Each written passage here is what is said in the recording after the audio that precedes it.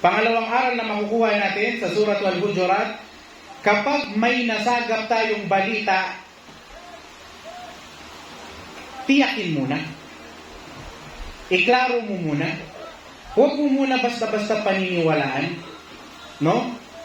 Kapag dumadating yung mga pangyayari at mga bali-balita, marami sa mga tao nagiging dalawang uri. Tingnan nyo ha. Dalawang uri ng tao sa tuwing mayroong balita na nagaganap. Unang uri ng tao kapatid sa Islam, yung tao na kung saan kapag nakarinig ng balita, paniniwalaan niya kagad. Kahit hindi pa naman niya ito ikinaklaro. Kapag may nasagap na balita, pinapaniwalaan niya kagad at nagmamadali siyang ibalita at ikalat. Yan ang unang klase ng tao kapag mayroong kaganapan. Pangalawang klase ng tao, kapag may nasagap siyang balita, ikinaklaro niya muna ang kanyang narinig, ang kanyang nabalitaan. At kapag naklaro niya na, mananatili siyang tikom. Mananatili siyang tahimik. Siya ay kalmado lang.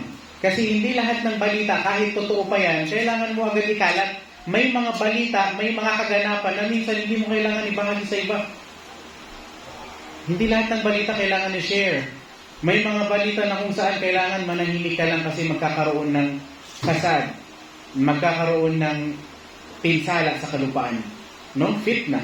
Kaya sabi ng Allah subhanahu wa ta'ala sa Surat Al-Hujurat pa rin, Ya ayyuhalladhina amanu in ja'akum fasiqun binaba'in fatabayyanu an tusibu qauman bijahalah fatusbihu ala ma fa'altum nadimin. Sabi ng Allah, o kayong mga naniniwala, mga sumasampalataya, kung ang isang suwail ay dumating sa inyo na mayroong dala-dalang balita, siyasatin niya muna, iklaro niya muna kung gaano ito katotoo upang hindi mangyaring inyong mapinsala o masaktan ang isang mamamayan bunga ng kamangmangan at sa gayon ay inyong pagsisinga ng anumang inyong mga nagawa.